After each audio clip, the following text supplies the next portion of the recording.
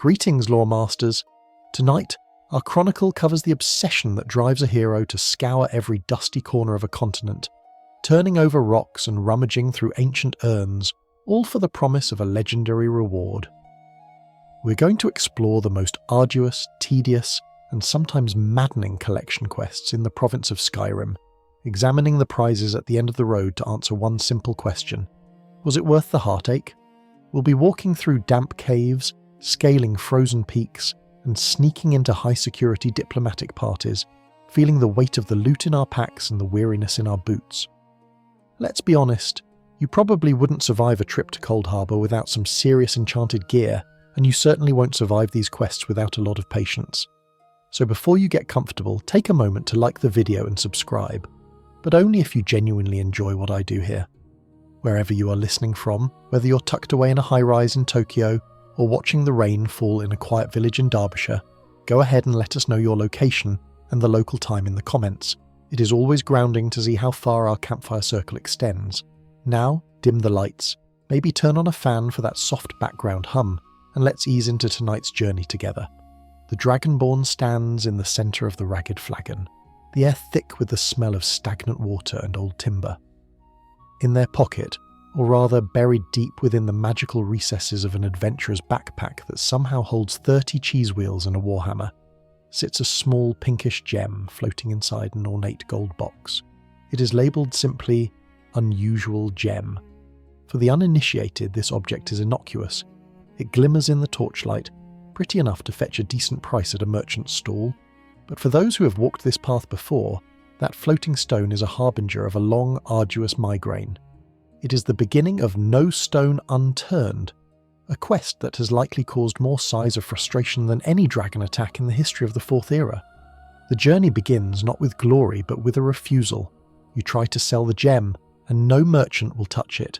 You try to drop it to clear up that 0.5 weight in your inventory, and the universe itself intervenes, flashing a message that quest items cannot be removed. You're stuck with it.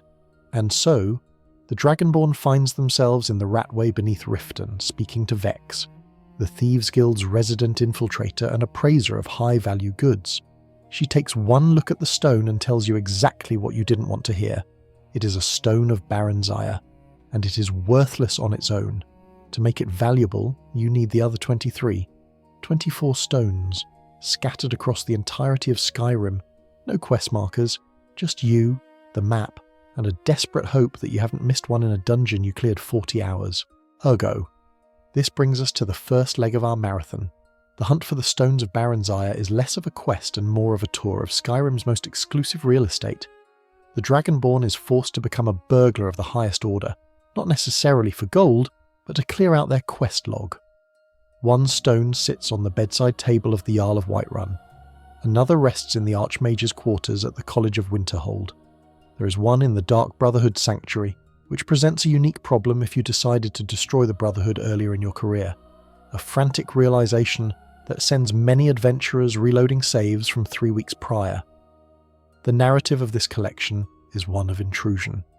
We sneak into the Thalmor embassy, navigating the high-stakes politics of Elenwen's Solar, just to snatch a rock from a shelf. We invade the private home of the Blackbriars. We desecrate the burial chambers of the dead. As the Dragonborn collects these stones, the pile in the inventory grows, a heavy, clinking reminder of unfinished business. Historically, these stones were stolen from the ceremonial Crown of Barenziah by a thief who sought to cover his tracks by scattering them far and wide. This brings us to a well-established fact that every thief in the guild knows. The stones must be brought to Vex to be identified, but the crown itself is not in the guild's possession. Once all 24 stones are gathered, a feat that usually requires a significant chunk of a playthrough, Vex reveals that the crown itself lies in Tolvald's Cave. The trek to Tolvald's Cave is the climax of this tedious symphony. It is not a simple walk in the park. The cave is infested with Falmer, the blinded, twisted elves that haunt the deep places of the world. But beyond the Chorus Chitin and the Poison Spit, there are ghosts. This is where the lore thickens. The cave houses the remains of a Dunmer caravan, refugees from Morrowind who perished in the dark. Among the wreckage of their lives, the Dragonborn finds the golden framework of the crown. It is a somber moment, realizing that this gaudy piece of jewellery, a symbol of royalty, is resting amidst the bones of those who fled that very royalty's failing kingdom. Speaking of Barenziah, it is worth pausing to appreciate the figure behind the jewellery. Queen Barenziah is one of the most complex and controversial figures in Tamrielic history. Her life was a tempest of political manoeuvring, affairs, and survival. While most players know her name solely because of this fetch quest, obscure lore hidden in the censored versions of the biography, the real Barenziah paints a picture of a woman who was far more ruthless and frankly adventurous than the sanitized history books in the Imperial Library suggest. There are passages in the Daggerfall version of her biography that were removed in later games, Skyrim included, detailed encounters with Khajiit and rough living that would make a bandit blush. The crown represents her chaotic legacy, fragmented, scattered, but undeniably powerful when made whole. Once the crown is recovered and the stones are set back into their gold fittings, the artifact is restored.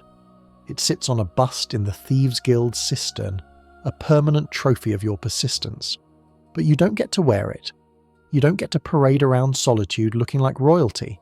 Instead, you get a passive effect, an ability called Prowler's Profit, and here is where the community debate rages. Is it worth it? Prowler's Profit drastically increases the chance of finding precious gems in containers. We aren't talking about a slight bump in RNG, we're talking about a complete loot table override. Open a burial urn in a Nordic ruin that usually contains 3 gold coins and some bone meal, and suddenly you are staring at 2 flawless diamonds, an emerald and a sapphire. Every chest, every Draugr corpse, every sack of flour seems to be hiding the crown jewels. Within 3 dungeons of acquiring Prowler's Profit, the Dragonborn's economy breaks completely. You walk into a shop in Riverwood to sell your haul, and the merchant has 750 gold. You have 50,000 gold worth of gems in your pocket. You travel to Riften, sell 2 diamonds, and bankrupt the entire market. You become a walking depression event, devaluing currency wherever you go. Fan theories often suggest that this reward is actually a subtle curse, perhaps a final joke by the Daedric prince Clavicus Vile or a manifestation of the thief's greed. By flooding the Dragonborn with infinite wealth, the thrill of looting, the core loop of the adventurer's life is destroyed. Gold becomes meaningless. The struggle for septims to buy that new house in Solitude evokes no effort. You have won capitalism, and in doing so, you have hollowed out the experience of earning your keep. The Dragonborn stands there, staring at a chest filled with enough glimmering stones to buy a small hold, and feels a strange emptiness. The hunt was the point. The driving need to clear the journal, to find that last stone, was the motivation. Now, with pockets heavy with diamonds that no one can afford to buy, the Dragonborn realizes that the Crown of Barenziah was never about the wealth. It was about the obsession. But the obsession doesn't end here. The urge to collect, to complete, to fill the empty spaces in the world is a hunger that one crown cannot satisfy. As the Dragonborn leaves the Thieves' Guild, stepping out into the cool night air of the rift, the wind carries a strange chiming sound. It is faint, almost like a ringing in the ears, but it is distinct. It's a sound that triggers a different kind of memory, a memory of glowing red plants and a subterranean world far beneath the snow. The inventory is clear of the stones, but the quest log is never truly empty. The desire to find the next hidden treasure pulls the adventurer north toward the icy expanse of Winterhold and the deep, dark secrets buried beneath the dwarven ruins. We leave the world of political intrigue and stolen crowns behind, trading the shadows of the Ratway for the bioluminescent glow of the deep earth. The economy may be broken, but the spirit of discovery, or perhaps the compulsion to hoard, remains perfectly intact. The crown sits on its mannequin, a testament to hours of searching, but out in the wilderness something else is waiting. Something that grows in the dark, humming a tune that only the most dedicated or masochistic herbalists can hear. The transition from gold and gems to flora and fungi is a natural one for an adventurer who measures their worth in completed checklists. The night is still young, and the map is still full of dark corners. The wind howls across the glaciers of the Pale, biting through fur armour and freezing breath in the air, but our destination lies far beneath the biting cold. We are descending into the bowels of the earth, past the grinding gears of Dwemer automatons and the chittering of Falmer, into the vast surreal cavern known as Black Reach. It is a world within a world, a massive underground ecosystem lit by massive glowing mushrooms and the shimmering geode veins in the ceiling. But amidst the beauty, there is a sound, a persistent rhythmic ringing that cuts through the ambient hum of the cavern. It is the song of the Crimson Nirnroot, and for many adventurers, it is the soundtrack of madness. Unlike its green surface-dwelling cousin, which grows near water and announces its presence with a similar, albeit less menacing, chime, the Crimson Nirnroot is unique to this subterranean hellscape. And of course, there is a quest attached to it.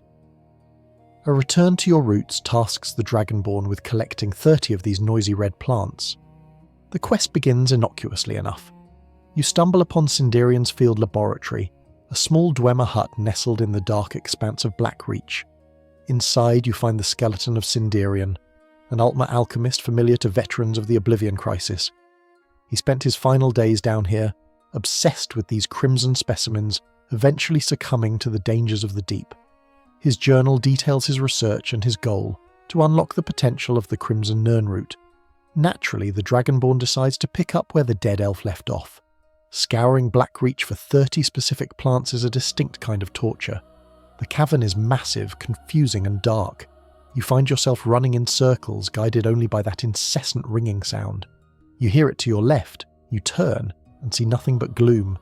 You check behind a glowing mushroom, nothing. You look down and there it is, tucked into a crevice near a pool of toxic water. You pluck it, the ringing stops, and a brief wave of relief washes over you, only to be replaced by the faint sound of another one in the distance. This scavenger hunt forces you to explore every inch of Blackreach. You fight centurions that wake from their silent vigils. You dodge wisp mothers hovering over frozen lakes. You might even shout at a massive hanging gong and summon a hidden dragon, Vulthuriol, just to break the monotony of the gathering. Lore-wise, the Crimson Nirnroot is a fascinating anomaly. It is widely accepted that the Nirnroot plants were severely affected by the Red Mountain eruption and the subsequent ashfall leading to their scarcity. However, the Crimson variety suggests a divergent evolution, adapting to the lack of sunlight by feeding on the magical radiation of Blackreach, or perhaps the geothermal energy of the deep earth.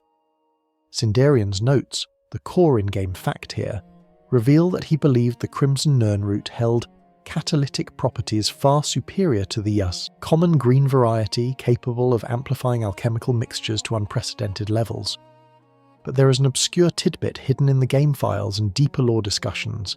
Nirnroot itself might not just be a plant. Some theories, supported by the strange vocalizations the plant makes, suggest it is semi-sentient, or at least magically resonant in a way that mimics life.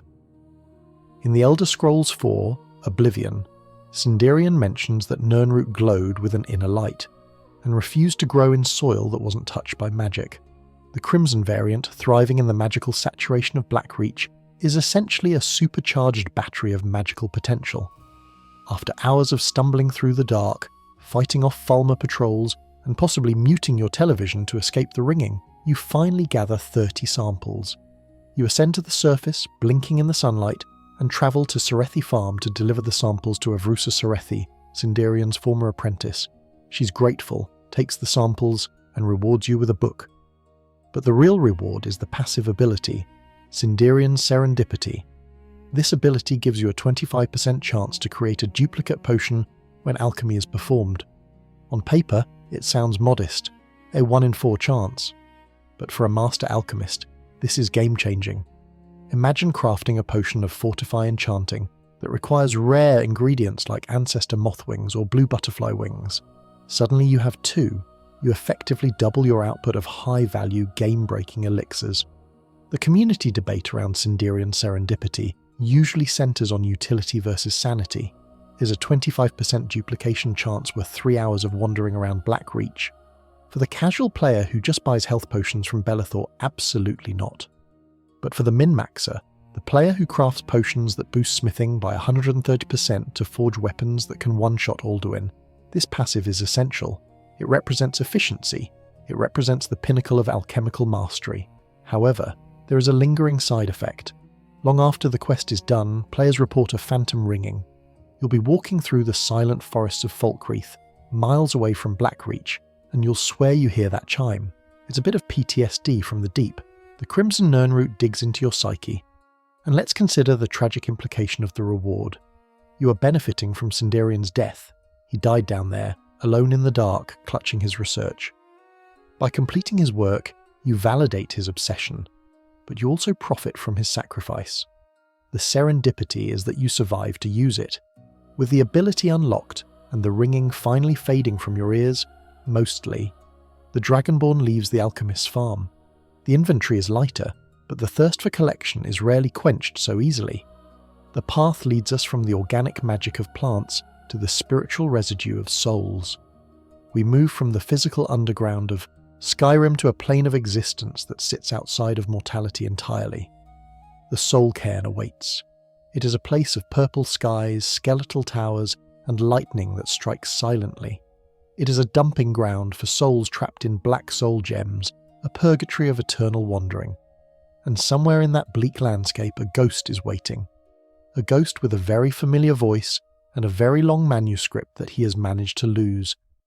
Just as we hunted the red plants by sound, we will hunt these pages by sight, squinting against the oppressive violet haze of the cairn.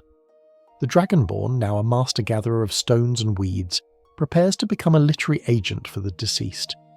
Because in the world of Elder Scrolls, even death doesn't excuse you from publishing your memoirs.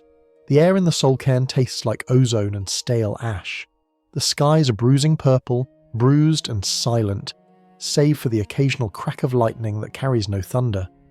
We have stepped out of Tamriel entirely, entering a pocket realm of oblivion ruled by the Ideal Masters, beings who trade in souls like currency.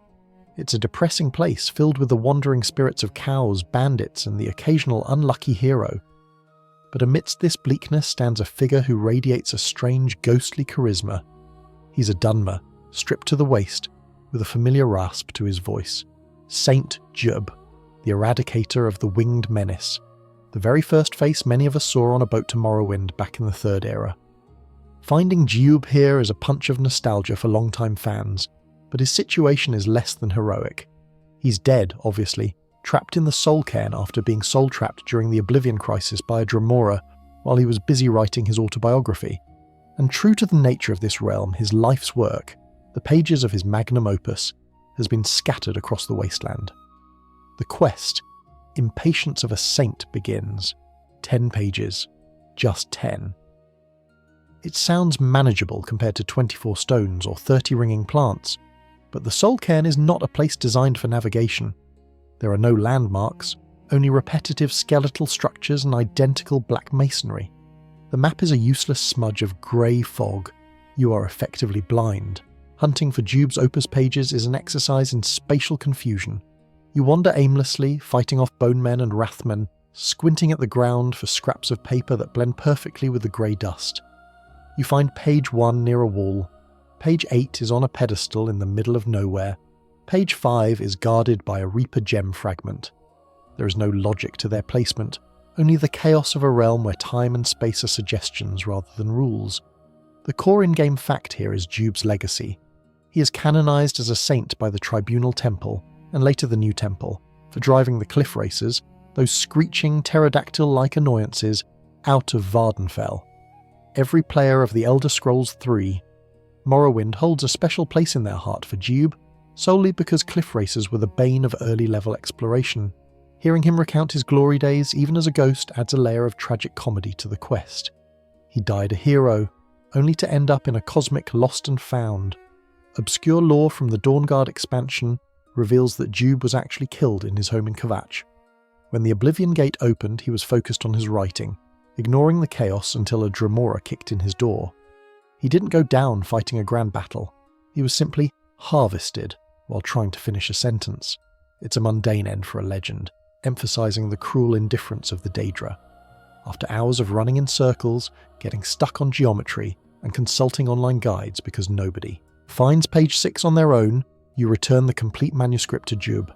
He is ecstatic. He finally finishes his book, and as a reward he gives you a pristine copy of St. Jiub's Opus and the Locket of St. Jiub. The Locket is unique. It is one of the few amulets in the game that provides an armor rating, specifically light armor. It also adds 50 points to your stamina and 50 points to your carrying capacity. Is it worth it? The community debate is split. For players running a light armor build, the extra armor rating on a necklace slot is fantastic, allowing you to hit the armor cap more easily while freeing up other slots. The carry weight and stamina are universally useful utility stats. It's a solid, functional item.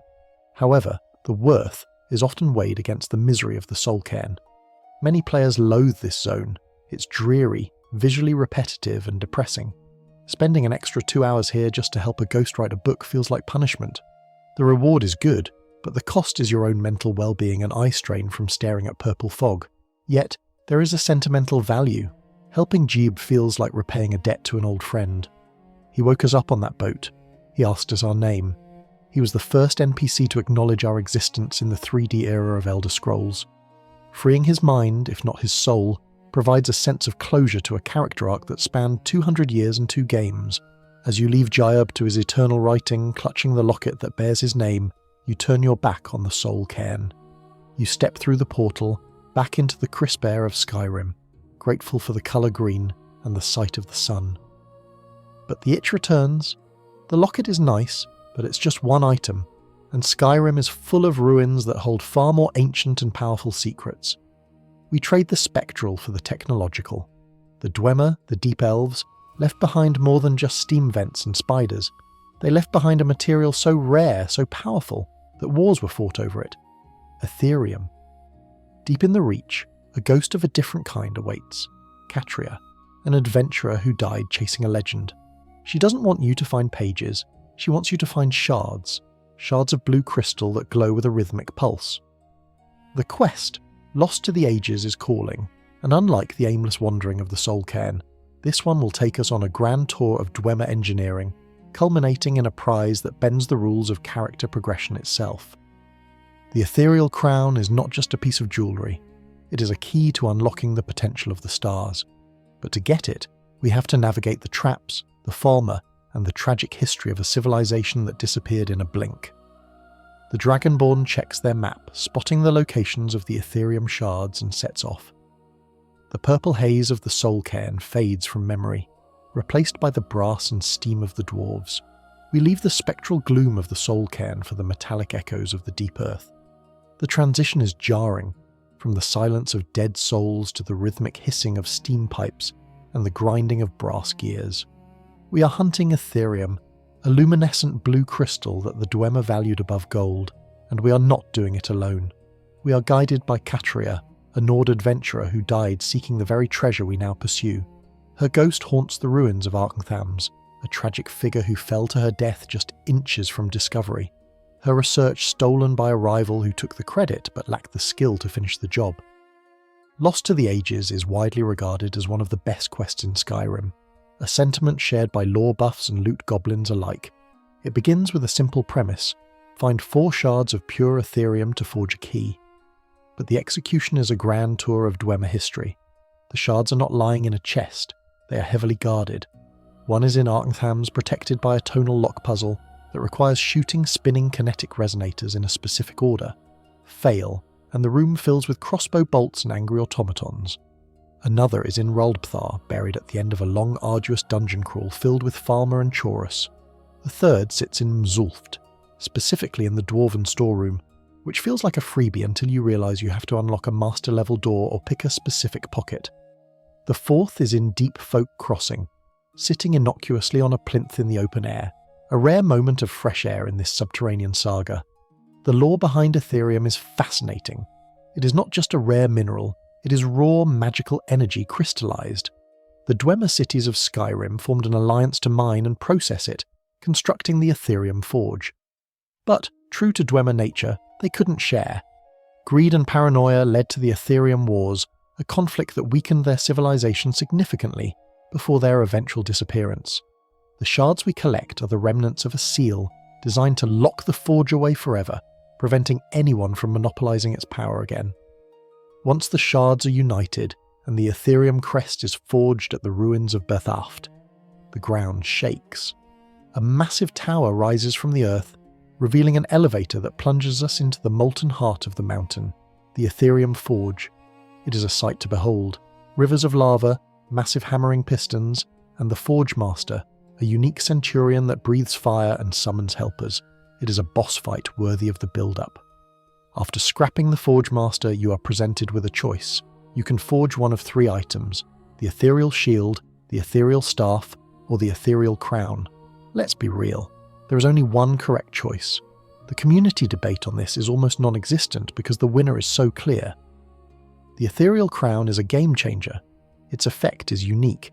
It allows you to retain the power of your previous standing stone, while choosing a new one. You can have 2 standing stone buffs active simultaneously. Think about the implications. You can combine the Steed Stone, extra carry weight and weightless armor, with the Lord Stone, extra armor and magic resistance, making you a tank that moves like a scout. You can pair the Ethereal Stone, faster magic regeneration, with the Mage Stone, faster skill leveling. But the real hidden reward, the mechanic that breaks the game, involves the Ritual Stone. The Ritual Stone allows you to reanimate all dead bodies around you to fight for you once a day. However, simply unequipping and re-equipping the Ethereal Crown resets this cooldown. This means you can raise an army of the dead, walk into a bandit camp, watch your minions die, and immediately raise them again, along with the fresh bandit corpses. You become a necromancer god, commanding a limitless rolling wave of undead without ever casting a spell. The shield turns enemies ethereal, unable to attack or be attacked, when you bash them, which is funny but situational. The staff summons a Dwemer spider or sphere, which is cute but weak at high levels. The crown rewrites the rules of character building. There is a bittersweet note to this victory. As you forge the crown, Katria stands by the lava's edge. She watches you claim the prize she died for. "I did it," she says, her voice echoing in the cavern. "I finally did it." She fades away, her unfinished business resolved. You get the crown, she gets peace. It's a fair trade, perhaps, but it leaves you standing alone in the heat of the forge, wearing a piece of history that cost a life to uncover. The crown sits heavy on your brow, humming with the same blue energy as the crystals in Blackreach. It is a symbol of mastery over the ancient world. But as we ascend from the lava-filled depths, the air grows cold again. The Dwemer are gone, but other ancient powers still linger in Skyrim, powers that did not vanish, but were buried, waiting to be awoken. We have a crown of crystal. Now we look for masks of metal. The dragon cult once ruled this land with an iron fist, their priests wielding power granted by the World Eater himself. They are long dead, dried husks in sarcophagi, but their masks remain. 8 of them, scattered across the highest peaks and deepest barrows. Each mask is a potent artifact in its own right, boosting magic, resistance, or archery. But there is a rumour, a whisper among the ruins, that these 8 masks are merely keys to a 9th. To find it, we must travel to Labyrinthian, the ancient testing ground of mages. We must brave the cold, the trolls, and the skeletal dragon that guards the entrance. We are not just collecting gear anymore, we are reassembling the hierarchy of a dead religion. The wooden mask hums in our inventory, a humble key to a time-lost sanctuary. The journey for the Dragon Priest masks is a tour of combat. Unlike the stealth of the Thieves Guild or the exploration of the Ethereum hunt, this is about brute force. We have to kill the priest to take their faces. Croesus, Volsung, Hevnarak, names that instill fear and annoyance in low-level players. We hunt them down, one by one, claiming their visage as our own. And when we have them all, when we stand in the ruined dome of the Labyrinthian Sanctuary and place the masks on their pedestals, we unlock the jaws of a stone dragon and Cynaric is revealed. The Warlord, the golden mask with tusks. It is the ultimate prize for the combat-focused collector. But does it live up to the legend? We have traded crystal for gold, utility for raw survivability. The crown gave us strategy. The mask promises immortality. The Dragonborn steps forward, the heat of the forge a distant memory, replaced by the chill of the grave. The masks stare back, empty eyes judging the new usurper. It's time to claim the face of the Warlord. We stand in the centre of the Bromjunar Sanctuary, a small circular room hidden within the sprawling ruins of Labyrinthian. To get here, we didn't just pick a lock or find a cave. We had to equip the wooden mask, a humble, rotting piece of timber that acts as a time machine.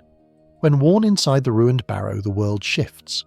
The rubble flies back into place, the snow vanishes, and the sanctuary is restored to its mythic era glory.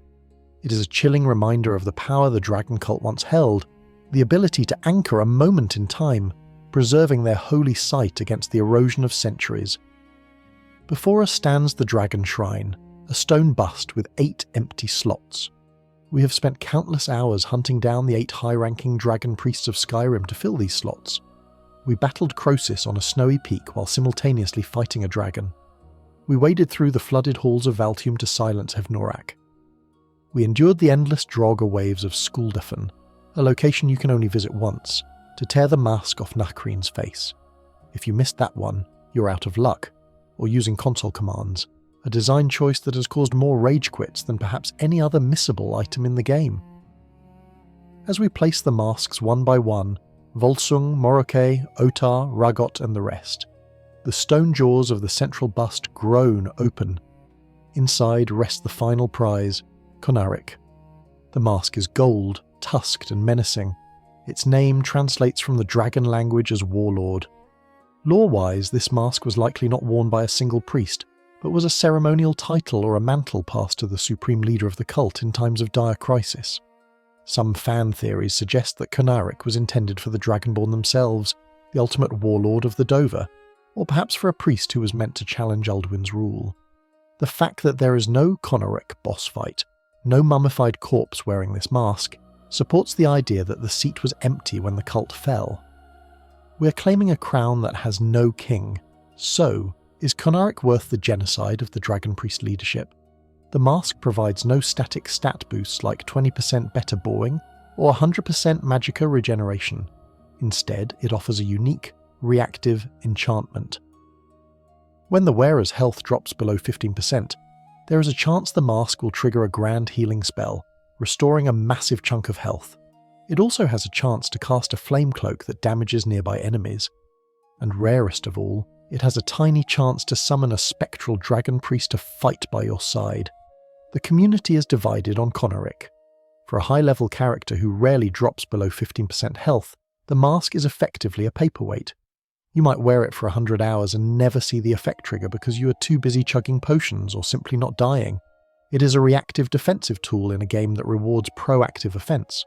Compared to the constant utility of the ethereal crown or the crafting hacks of the Black Book buffs, Konarik can feel underwhelming. It's an insurance policy you hope never to use. However, when it does proc, it is spectacular. You're on your knees, screen flashing red, about to be finished off by a legendary dragon, and suddenly, boom! You're fully healed, surrounded by fire, and a ghost ally is blasting thunderbolts at your enemy. It is a hero moment encapsulated in an item. It makes you feel like the chosen one, protected by the very spirits you defeated. But let's be honest, most of us just put it on a mannequin. The gold masks clash with most armor sets, and by the time you've collected all 8 masks, you're likely already a god-tier warrior who doesn't need a safety net. The real reward is the completion. Seeing that shrine filled, knowing you wiped out the Dragon Cult's executive board, is the satisfaction.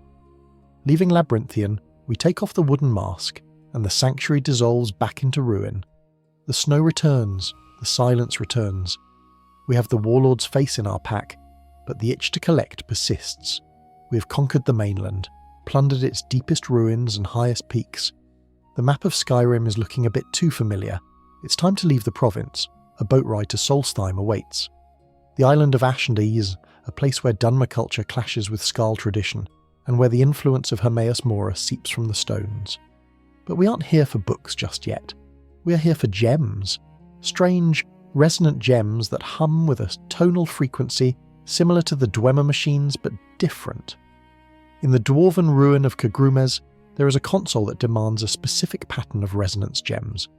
These aren't the glowing blue shards of Ethereum or the pink stones of Barenziah. These are keys to a gladiator arena. To get the prize, we don't just have to find the keys, we have to survive the trials. The prize? The dwarven black bow of fate, a weapon that looks like it was forged from the night sky itself. It is a hunt that takes us across the ashen wastes, buying gems from Siltstrider merchants and looting them from reavers. It is a smaller collection quest, more contained, but the reward is a weapon that rivals the best enchantments in the game. The transition from the ancient magic of the dragon priests to the tonal architecture of the Dwemer on Solstheim feels natural. We are moving from religious artifacts to technological marvels. The Konahrik Mask was about survival. The Kagrumes trials are about precision. We arrive on the island, the red mountain smoking in the distance to the south, and start asking around about strange gems. The hunt is on. And this time, the reward isn't just a defensive buff. It's a weapon that feeds on the souls of your enemies in 3 different ways at once. The ash of Solstheim coats everything in a fine grey dust. It crunches under boots and settles into the seams of armour. We are far from the pine forests of Falkreath or the tundra of Whiterun. This is a hostile land, alien and rugged, and it hides its secrets in places most people would pay to avoid. One such secret lies buried in the Dwemer ruin of Kagrumes, a location that doesn't just ask you to solve a puzzle, it asks you to fight for your life in a series of locked-room death matches. The quest is the Kagrumes Gauntlet, and the collectibles in question are the Kagrumes Resonance Gems. There are 5 of them scattered across Solstheim, though you only need 4 to unlock the final reward. 2 are conveniently located on a Reaver Lord inside the ruin itself, a starter pack to get you hooked. The others are sold by a merchant named Reavus Sarvany, who usually stands near his Siltstrider bemoaning the ash, or found in a random dungeon like Falbtarts. The gems themselves are beautiful, strange geometric shapes that hum with a faint tonal energy. When placed in the console at Kagrumes, they create specific patterns, locking into place like keys in a complex musical instrument, but instead of playing a song they drop the gates and release waves of Dwemer automatons. You survive the wave, the next door opens. It is simple, brutal, and efficient. The core in-game fact is that Kagrumes was likely a testing ground or a secure facility for the Dwemer. The traps are lethal, the layout is claustrophobic, and the enemies are high level. Completing the trials requires the Dragonborn to place the gems in increasingly complex patterns, which are hinted at on the doors themselves. It's a pattern-matching test where the penalty for failure is a face full of steam and spinning blades. After surviving 3 rounds of this mechanical gladiator arena, the final gate slides open. There, resting on a rack, is the Dwarven Black Bow of Fate. Visually, this weapon is stunning. It has the intricate mechanical design of standard Dwemer weaponry, but is textured with a sleek abyssal black finish, etched with orange constellations that seem to map out star charts unknown to modern astronomers. It looks like a piece of void tech, something that shouldn't exist in the brass and steam aesthetic of the dwarves. But looks aren't everything. The enchantment is where the debate lies. The Black Bow of Fate has a 50% chance to absorb 25 points of health, stamina, and magicka. Read that again. It's not or, it is and. This is a tri-stat absorption weapon. When the RNG gods smile upon you, a single arrow can drain an enemy of their life force, their ability to sprint or power attack, and their ability to cast spells. It cripples mages, exhausts warriors, and heals you, all in one shot. It is effectively the ultimate Swiss Army knife of bows. Is it worth it? The community consensus is a resounding yes. Unlike the niche utility of Konahrik, or the tedious overkill of the Stones of Barenziah, the Black Bow of Fate is immediately and universally powerful. It fits any playstyle that uses archery. The fact that the enchantment is unique means you cannot learn it and apply it to a dragonbone bow, which keeps this specific item relevant even in the late game. The base damage is comparable to an ebony bow, which is respectable, but the enchantment pushes it into the top tier. There is a subtle, obscure lore detail about the bow's design. The orange markings resemble the constellations found in the texture files for the Elder Scrolls themselves. This suggests that the Dwemer at Kagrumes were studying the same cosmic forces that drive the prophecies of the scrolls, perhaps attempting to weaponize fate itself. The name Black Bow of Fate isn't just poetic, it implies a weapon designed to sever the threads of destiny, or at least the threads of your enemy's health bar. As you step out of Kagrumes, the black bow slung across your back, the ash storm outside feels a little less threatening. You have a weapon that drinks the energy of anyone foolish enough to attack you, but Solstheim has more to offer than just Dwemer tech. We leave the ash behind and head north, to the forgotten corners of the map where the sun barely touches the ground. The Forgotten Vale awaits. It is a hidden sanctuary of the Snow Elves, a place of blinding white snow and frozen waterfalls, and hidden within this pristine wilderness are the Paragons, These aren't just gems, they're keys to teleportation. The frost giants that guard them are massive, lumbering beasts that hit like freight trains. We are hunting 5 specific gems: amethyst, diamond, emerald, ruby, and sapphire. Each one is held by a giant named for the gem he carries. This collection quest is less about solving puzzles and more about big game hunting. We are tracking giants through a lost valley, claiming their treasures to unlock a portal platform that leads to isolated, treasure-filled pockets of the realm. And one of those pockets holds a shield that is arguably one of the most fun items in the entire game. The transition is stark. We go from the mechanical precision of the black bow to the divine magic of Auriel. We move from the enclosed, trap-filled rooms of Kagrumes to the sprawling vertical grandeur of the Vale. The hunt continues, but the prey has gotten much, much bigger. The air in the Forgotten Vale is thinner than anywhere else in Skyrim. It's crisp, sharp, and smells of ancient ice and pine needles that have been frozen for thousands of years. We have left the Ash of Solstheim far behind, trading the grey dust for a blinding white landscape that feels untouched by time. This is the last sanctuary of the Snow Elves, a hidden pocket of the world accessible only through the dark, damp caves of Darkfall Passage. It is a place of breathtaking beauty: frozen waterfalls, bioluminescent gleam blossoms, and the towering architecture of the Chantry of Auriel. But like everything in Skyrim, the beauty is a mask for danger. Hidden within this vast vertical landscape are 5 guardians. They are not elves or dragons, but frost giants. Massive, lumbering beasts that make ordinary giants look like malnourished teenagers. These particular giants are unique. They don't herd mammoths, they guard treasures. Each one carries a paragon, a massive egg-shaped gem that pulses with magical potential. The hunt for the Forgotten Vale paragons is a collection quest that rewards exploration in its purest form. There are no quest markers pointing to these giants. You have to find them. One lurks behind a waterfall, another patrols a secluded riverbank. One is tucked away in a side canyon that requires careful platforming over jagged ice. The exploration feels organic, a return to the "see that mountain, you can climb it" philosophy that defines the series. The paragons themselves, amethyst, diamond, emerald, ruby, and sapphire, are keys. High above the frozen lake, there is a paragon platform, a stone archway with a receptacle for the gems. Inserting a paragon opens a portal, a shimmering tear in space that leads to an isolated treasure room or a ledge that is otherwise inaccessible. Most of the paragons lead to chests filled with standard high-level loot: gold, enchanted armor, maybe a few potions. It's nice, but it's not legendary. The diamond paragon, for instance, warps you to a ledge with a chest that is fine. It's profitable, but it doesn't change your life. But the ruby paragon is different.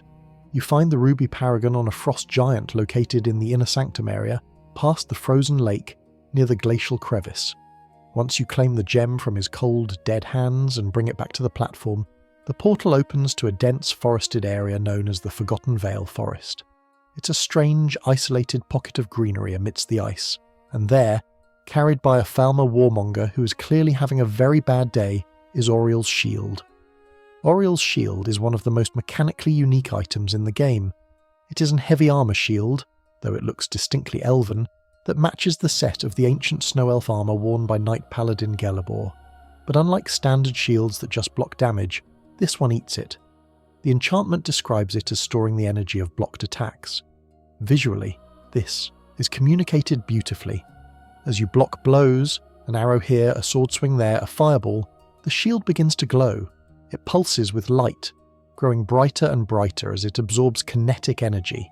It has 3 levels of charge. When fully charged, it glows like a miniature sun. And then comes the payoff. When you perform a power bash, holding the block button and tapping attack, the shield releases that stored energy in a concussive blast. It is, effectively, the unrelenting force shout built into a piece of armour. You bash an enemy and they don't just stagger, they go flying. They ragdoll off cliffs, slam into walls, or tumble down staircases. The core in-game fact is that this shield is an artifact of Auriel, the elven variation of Akatosh. It is the companion piece to Auriel's bow, which is the central plot device of the Dawnguard DLC. However, while the bow is handed to you as part of the main quest, the shield is completely optional.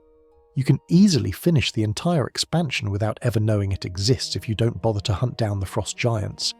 It is a reward reserved solely for the curious. Lore-wise, the shield represents Auriel's defensive nature, his role as a protector of the Aldmer ancestors. But there is a darker, more obscure interpretation often discussed in deep lore threads. The shield absorbs energy to unleash it. It suggests that Auriel's protection wasn't passive pacifism, it was about redirection. It mirrors the elven philosophy of superiority, taking the clumsy, brutal strikes of the lesser races and turning that violence back upon them with refined precision. The farmer warmonger wielding it in the forest is a tragic figure, a devolved descendant of the noble race that once worshipped the god who made the shield. He's using a holy artifact of his own forgotten religion to bash you in the face. Is it worth it? The community debate on Auriel's shield is often a clash between fun and meta. From a purely statistical standpoint, Spellbreaker is often considered the best shield in the game because of its magical ward. A shield that blocks dragon fire entirely is hard to beat in higher difficulties. Auriel's shield requires you to actually block physical hits to charge it, which can be risky on legendary difficulty where a single power attack might kill you through the block. However, the fun factor of Auriel's shield is off the charts.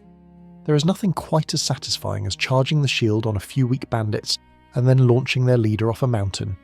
It turns combat into a physics playground.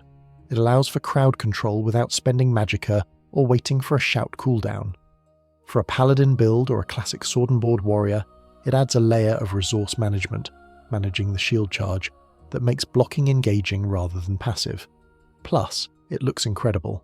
The glowing effect is one of the best visuals in the game, turning your character into a beacon of holy light in the dark dungeons of Skyrim.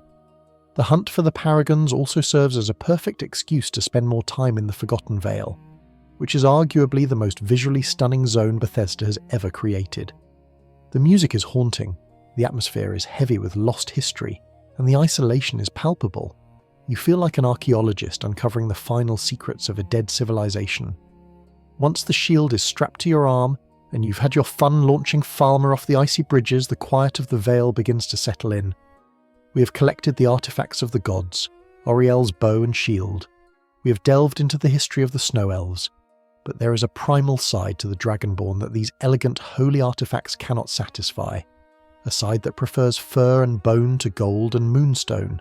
The moon is rising over the Vale, casting long shadows across the snow. For some of us, the moon isn't just a source of light, it's a calling card. The beast blood boils. If we are to embrace the animal within, we need to do it properly. We need to visit the underbelly of the companions, specifically the obsessive hunts of Ayla the Huntress. She knows of ancient totems lost to time that can sharpen the claws and strengthen the howl of the werewolf. We leave the pristine, holy grounds of the Snow Elves and return to the muddy, bloody reality of the hunt. The totems of Hircine are waiting. They aren't gems or crowns. They are primitive, brutal objects of worship, and they promise to turn a cursed transformation into a divine gift. The transition from the calculated, kinetic redirections of Auriel's shield to the raw, chaotic power of the werewolf is sharp. We are trading defense for unbridled aggression. The Dragonborn is about to become the apex predator, but first, we have to play fetch for a Daedric prince. We descend from the high, thin air of the Forgotten Vale, leaving the blinding snow and the pristine magic of the Snow Elves behind. The Dragonborn's armour is cold, but beneath the skin, the blood is running hot. We have spent enough time playing the part of the Holy Crusader, wielding sun-charged shields and saving the world from darkness. Now, as the moons rise, Secunda and Massa hanging heavy and full in the night sky, the civilized mask begins to slip. The urge to hunt, to run on all fours, to tear rather than to strike takes over. It is time to return to Whiterun, to the overturned longship of Jorvaska, and speak to the one woman who understands the blessing, or the curse, of the beast blood better than anyone else. Ayla the Huntress is waiting. She usually is, prowling the main hall or sitting in her room, cleaning a dagger with a look of intense boredom. She's the most devout of the circle, the one who refuses to see lycanthropy as a disease to be cured. To her it is a gift from Hircine, the Daedric prince of the hunt, and she has heard whispers of ancient artifacts that can unlock the true potential of the wolf. This brings us to the Totems of Hircine quests. Unlike the linear path of the Ethereum Wars or the fixed locations of the Dragon Priest masks, these quests are radiant. This means the game generates them randomly. You have to ask Ayla for work, and she might send you to kill a bear in a cave 3 times before she finally mentions a totem. It is a test of patience, fitting for a hunter lying in wait for the perfect moment. There are 3 totems to find: the Totem of Fear, the Totem of the Predator, and the Totem of the Brotherhood. Each one is hidden in a random dungeon, usually guarded by Silverhand fanatics or high-level beasts. The items themselves are primitive, carved from bone and wood, looking less like magical artifacts and more like something you'd find in a prehistoric excavation. They smell of old blood and earth. When you retrieve a totem, you don't just equip it. You bring it to the Underforge, that secret cavern beneath the Skyforge where the companions hold their most private rituals. You place the totem on a pedestal, pray to it, and Hircine answers. The core in-game fact here is that these totems replace your standard werewolf howl. By default, the howl causes fear, sending enemies running. It's useful for crowd control, but it lacks lethality. The totems change the game. The Totem of Fear upgrades the standard howl to affect higher-level enemies. The Totem of the Predator grants Scent of Blood, which is essentially a detect life spell that lasts for a significant duration, allowing you to see enemies through walls, vital for a stealthy predator. But the real prize, the one that makes this collection worth the grind, is the Totem of the Brotherhood. This totem grants the Call of the Pack ability. When you howl, you summon 2 spectral wolves to fight by your side. These aren't your standard garden variety wolves that die in one hit. These are red, ghostly spirits of the hunt that tear into enemies with surprising ferocity. Suddenly, the lonely werewolf experience becomes a pack raid. You are the alpha, leading a squad of spirits into a bandit camp. The chaos is absolute. Bodies fly, bandits scream, and the howling is deafening. This leads to a significant community debate: werewolf versus vampire lord. When the Dawnguard DLC released, the vampire lord form was flashy. It had telekinesis, bat swarms, and a gargoyle summon. It felt like the mage version of a power fantasy. The werewolf, by comparison, felt a bit simple, just claw attacks and running. Many players felt the wolf scaled poorly into the late game, where enemies have thousands of health points and armor ratings that shrug off claw swipes. The totems of Hircine are the counter-argument. The Totem of the Brotherhood essentially doubles your damage output by adding 2 more bodies to the fray. It draws aggro away from you, allowing you to execute those brutal kill cam finishes without getting stabbed in the back. It transforms the werewolf from a glass cannon into a warlord of the wild. It makes the beast form viable on higher difficulties, provided you keep moving and keep howling. There is an obscure lore tidbit regarding the design of these totems.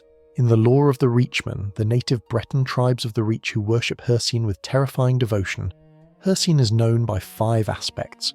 One of these aspects is Alrabeg the Hunter, often depicted as wearing the Totem of the Brotherhood.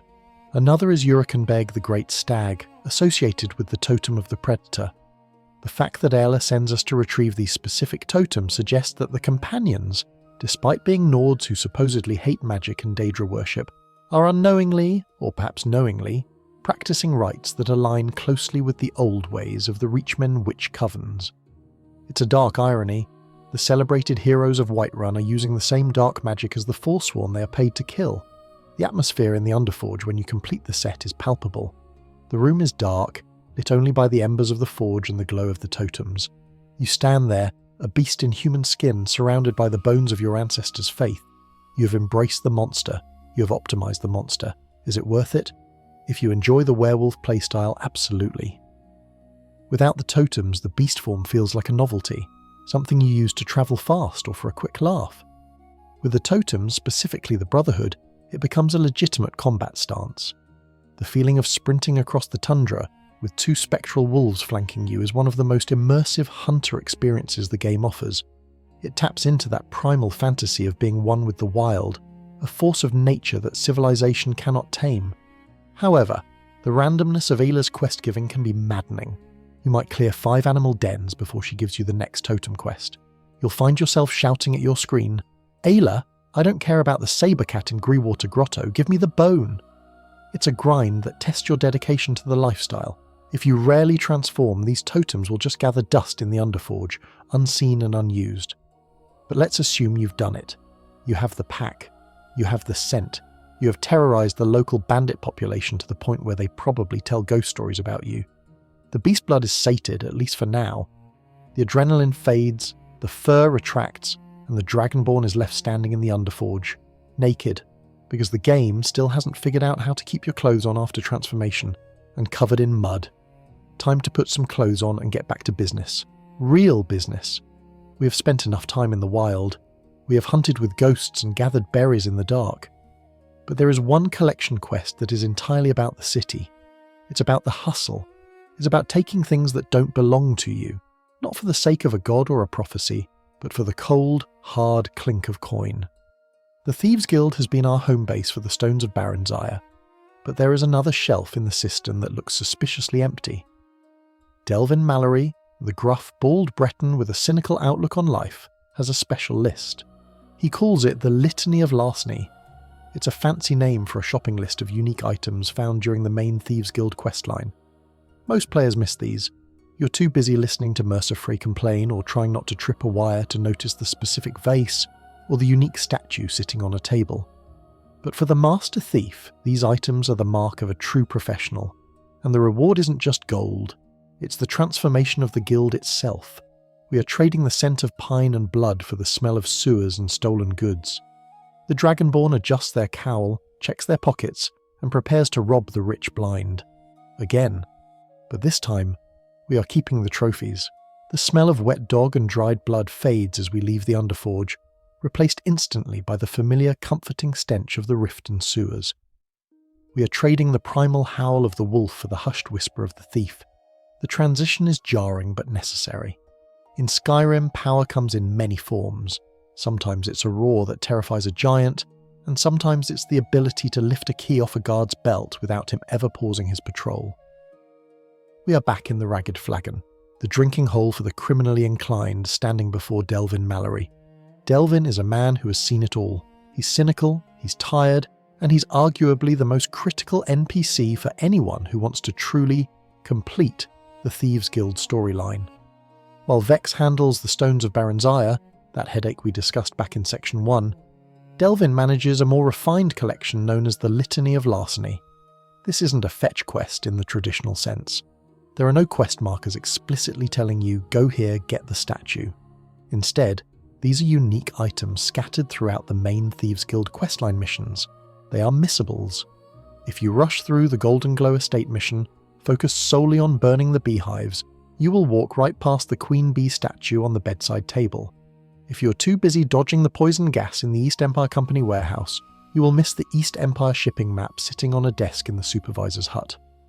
The litany consists of 7 specific items: the Queen Bee statue, the Hunningbrew decanter, the East Empire shipping map, the model ship, the Dwemer puzzle cube, the bust of the grey fox, and the left eye of the farmer.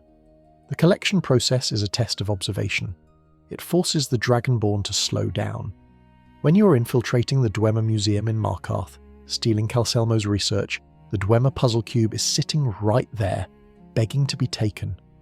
But in the heat of the moment, with guards patrolling and traps clicking, tunnel vision sets in.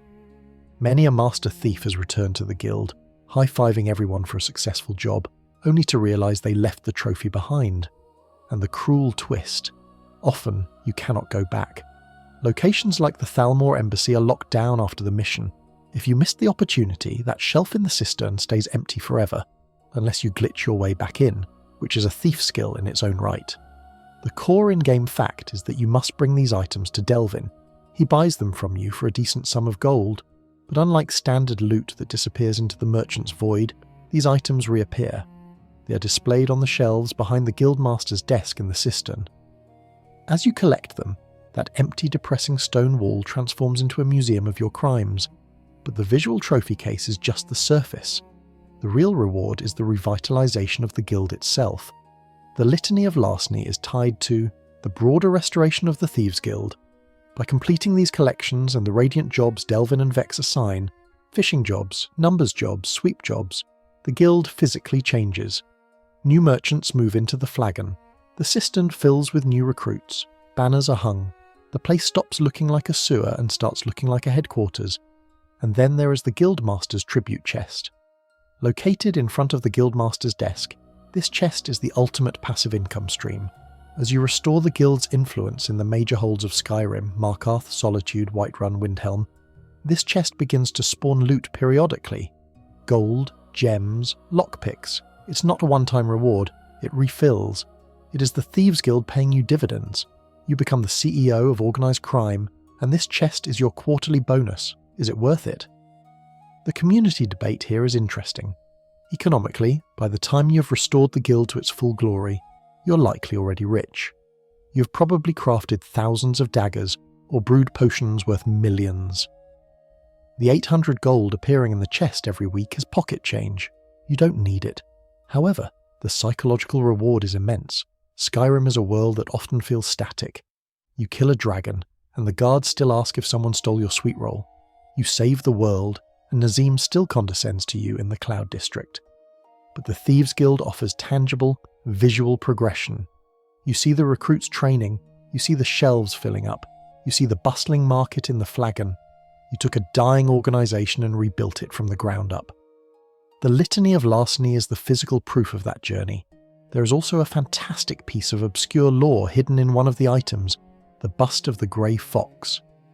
The Grey Fox was the legendary leader of the Thieves Guild in the Elder Scrolls IV, Oblivion. He wore the grey cowl of Nocturnal, a Daedric artifact that erased his identity from history.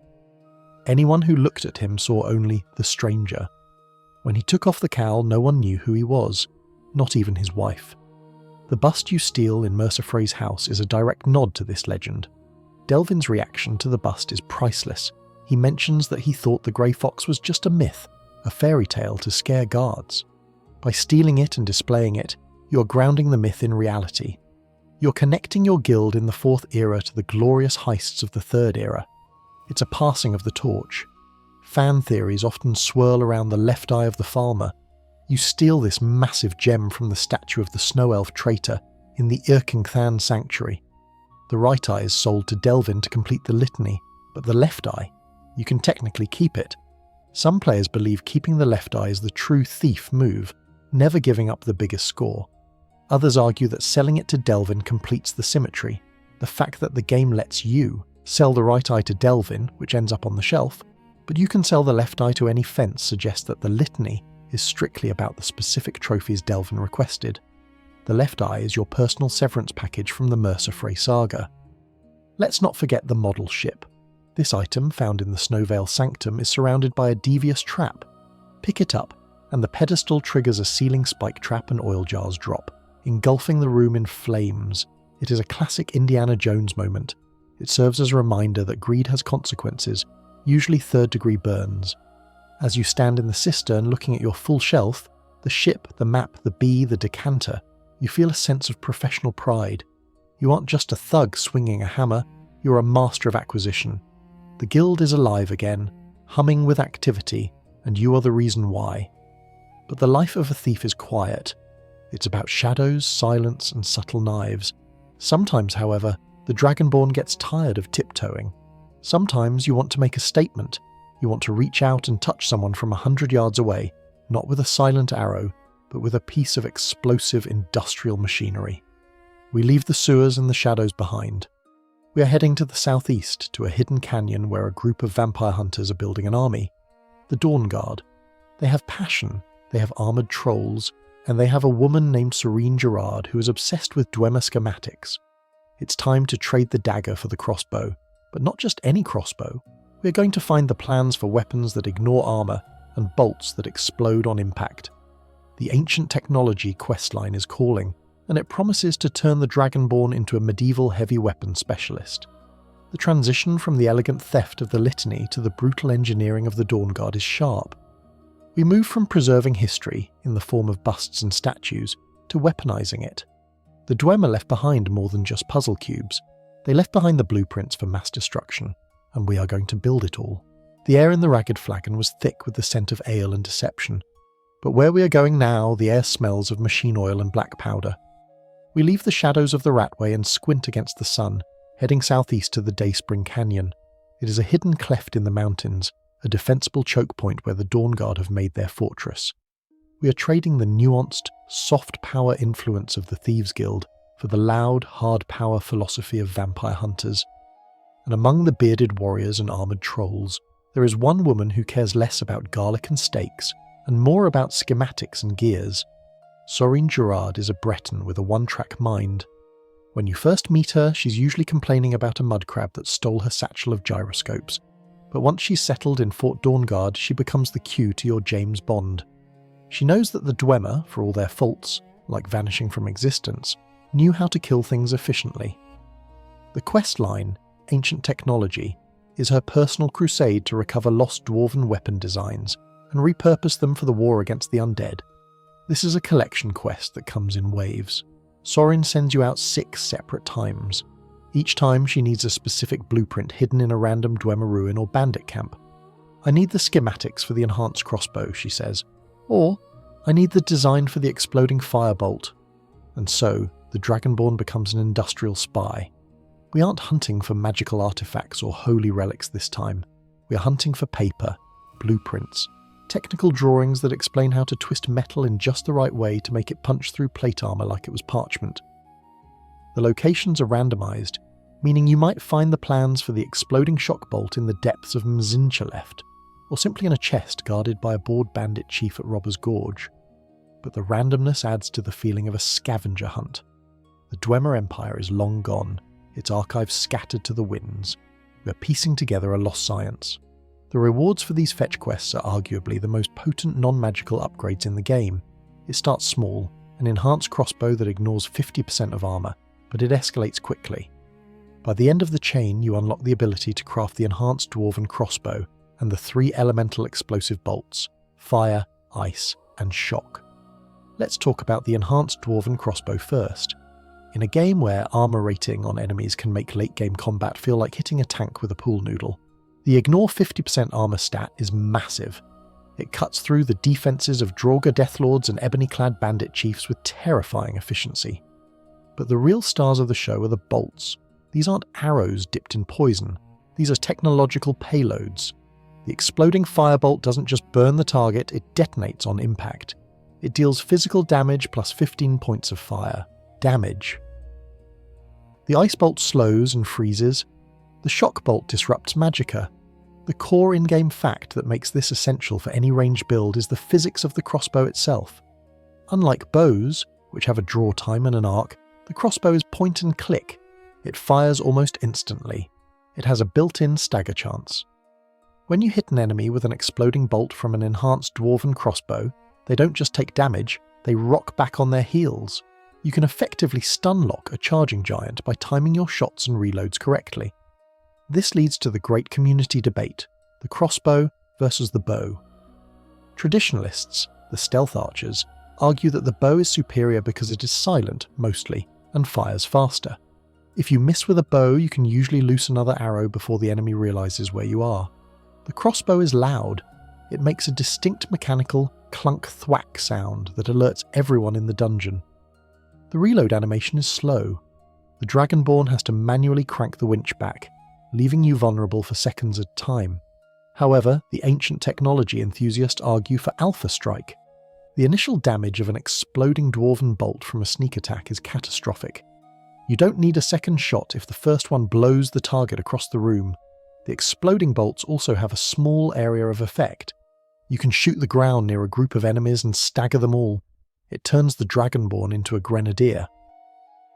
There is a fascinating bit of obscure lore hidden in the crafting recipes for these bolts. To make them, you don't just use metal and wood. You need salts, fire salts, frost salts, and void salts. In the Elder Scrolls universe, these salts are the refined essence of Atronax, elemental Daedra. By packing these salts into a Dwemer casing, Sorine Gerard has essentially figured out how to weaponize trapped Daedric spirits into bullet casings. It suggests that the Dwemer didn't just use steam, they used the fundamental building blocks of Oblivion as gunpowder. It is a terrifying blend of magic and engineering, perfectly suited for a faction that hates monsters, but is willing to use monster parts to kill them. Is it worth the grind? Yes! The 6 trips to random dungeons are a small price to pay for the ability to craft your own ammunition that hits like a fireball spell. Once you unlock these schematics, You're no longer dependent on finding arrows in loot chests. You can manufacture your own artillery at any forge. There is also a tactile satisfaction to the crossbow that the bow lacks. The sound design is heavy, the recoil feels powerful. Walking into a vampire lair, which is usually full of fast-moving, magic-casting enemies, and putting them down with the clinical precision of a Dwemer machine feels incredibly appropriate for the Dawnguard DLC. It's not elegant elven archery, it's vampire hunting industrialism. And let's not forget the sheer joy of the ragdoll physics. Shooting a bandit standing on a ledge with an exploding bolt often sends them flying off into the abyss. It brings a chaotic energy to combat that standard arrows just can't match. As we hand over the final schematic to Serene, she is ecstatic. "This is it," she exclaims, probably already thinking about how to improve the tension on the bowstring. We leave her to her tinkering, our quivers full of exploding death. The Dawnguard are safer, the vampires are terrified, and we have mastered the art of ancient war. But as we leave the canyon, looking out over the map, we realise that technology is only one path to power. There are other legends in Skyrim, legends of men who didn't need machines because they had the sea, the wind, and a lust for gold that transcended death itself.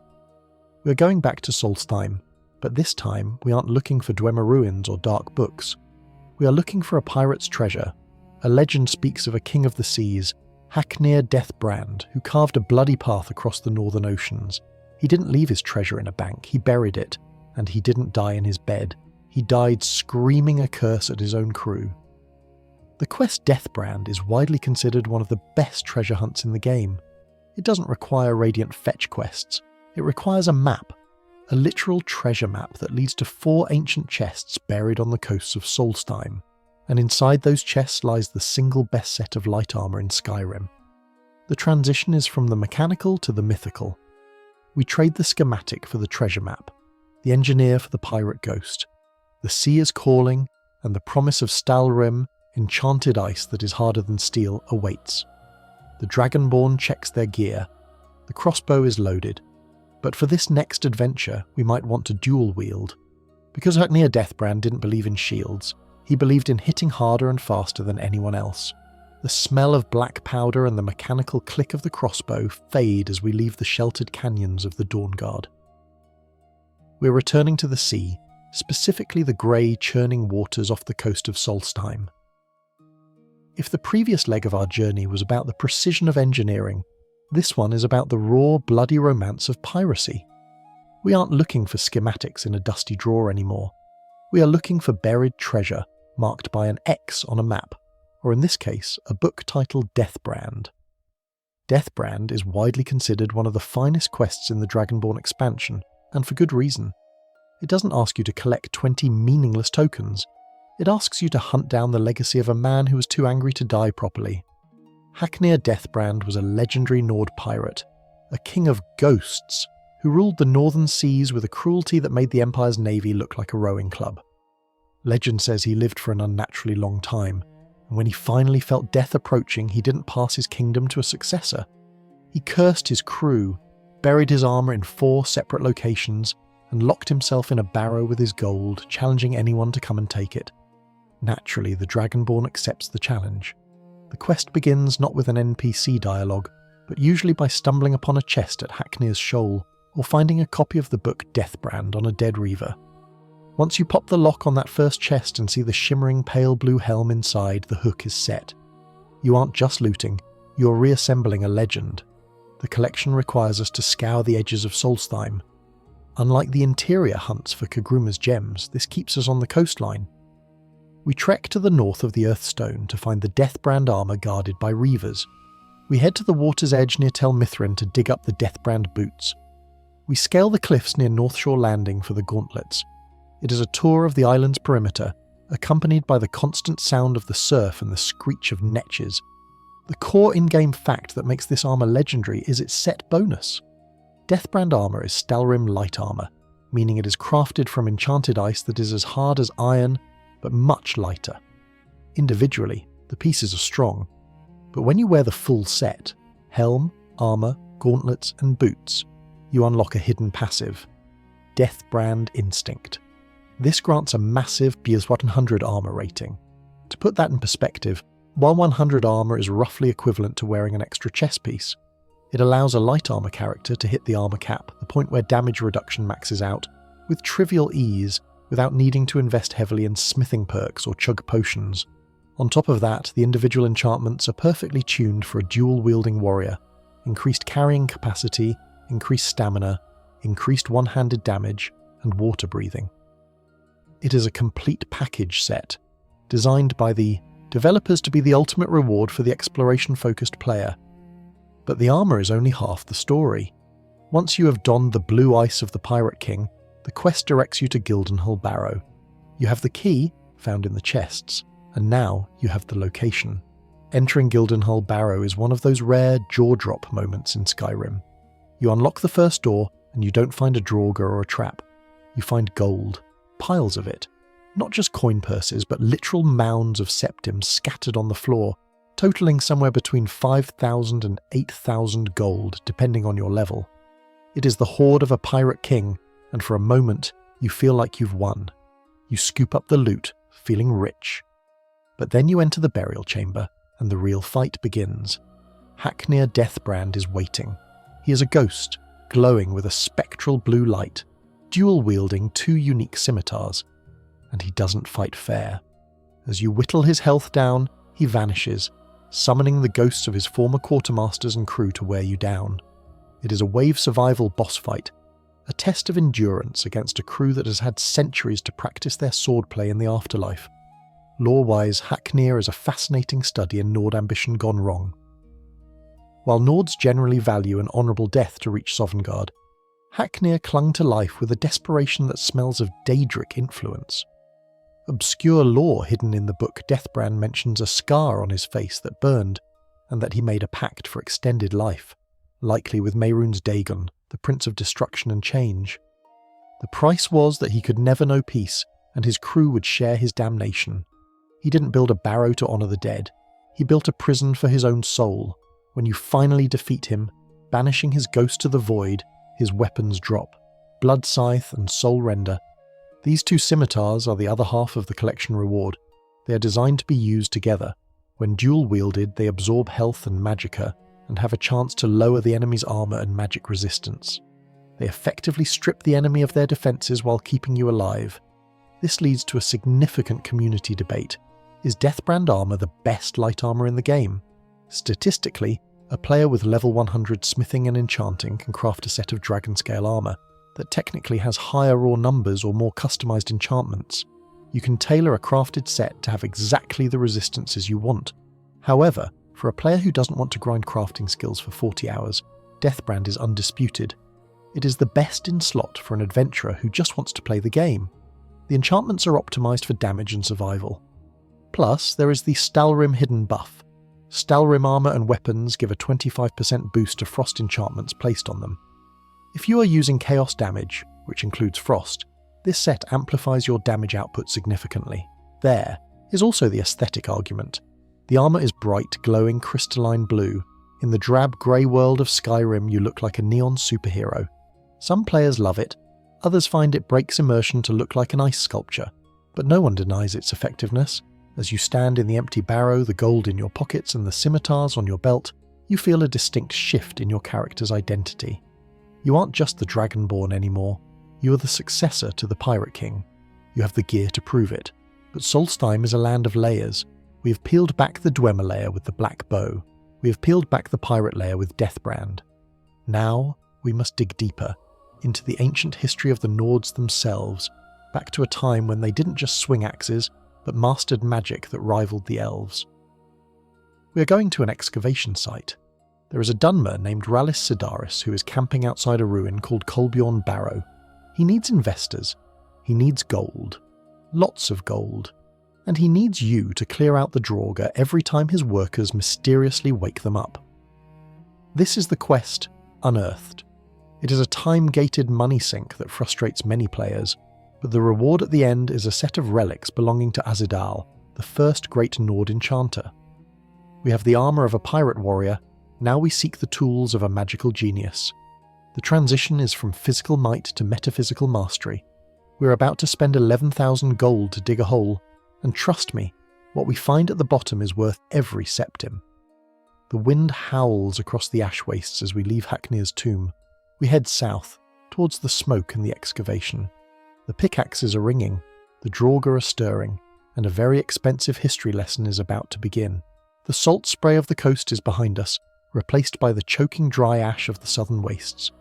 We have the Pirate King's armour, a testament to physical resilience and brute force, but Skyrim, and Solstheim in particular, rewards the mind just as much as the muscle. We are heading to Colbjorn Barrow, a location that, upon first discovery, looks like nothing more than a few stones poking out of a dune. Standing next to it is a Dunmer named Rallis Sedaris, a man with a pickaxe, a plan, and absolutely no money. This begins the quest, Unearthed, which is less of a standard adventure and more of a simulator for being a venture capitalist in a cursed archaeological dig. Unlike the immediate gratification of finding a chest in a cave, this quest demands patience and deep pockets. You speak to Rallis. He asks for an initial investment of 1,000 gold to hire miners and buy supplies. You pay him, and then you wait. You leave, go do other things, maybe shout at a dragon or craft some daggers, until a courier tracks you down with a letter. Something has gone wrong at the dig site, it usually says. You return to find the miners dead, the Draugr awake, and Rallis standing outside looking sheepish. You clear the Draugr, Rallis asks for more money. 2,000 gold this time, and the cycle repeats. This happens 4 times. The cost escalates, 1,000, 2,000, 3,000, and finally 5,000 gold. By the end, you have sunk 11,000 septims into this hole in the ground. What are we buying with this fortune? We're buying access to the relics of Asidal, the first great Nord enchanter. As the excavation deepens, revealing the grand halls of the barrow previously buried by the Red Mountain's ash, we find pieces of his equipment scattered on pedestals. The boots allow for water walking, a fun, Jesus-like utility that makes traversing swamps and lakes trivial. The gauntlets allow your wards to absorb magicka from incoming spells, turning defense into resource regeneration. The helmet increases the range of your conjuration and rune spells. But the real treasure, the reason every master crafter comes to Colbjorn Barrow, is the set bonus. When you wear any 4 pieces of Asidal's armour, helm, armour, boots, gauntlets, you gain the passive ability Asidal's Genius. This increases your enchanting skill by 10 points. Now, plus 110 might sound small. You might think, I can just drink a potion. But in the math of Skyrim's crafting loop, this plus 110 is a breaking point. It is a static buff to the skill level, not a percentage modification. This means it stacks with potions. For the min-max community, the players who want to craft a sword that deals 500 damage or armour, that makes destruction spells cost 0 magicka, Asidal's set is mandatory. It pushes the ceiling of what is possible. It allows you to enchant gear that boosts your alchemy, which allows you to brew stronger enchanting potions, which allows you to enchant even better gear. It is the key to the crafting loop that turns the Dragonborn from a hero into a god. Also found in the barrow are 2 unique rings, the Ring of Arcana and the Ring of Necromancy. The Ring of Arcana unlocks 2 new spells, Ignite and Freeze. Ignite is particularly infamous. It sets enemies on fire for 4 damage per second for 15 seconds.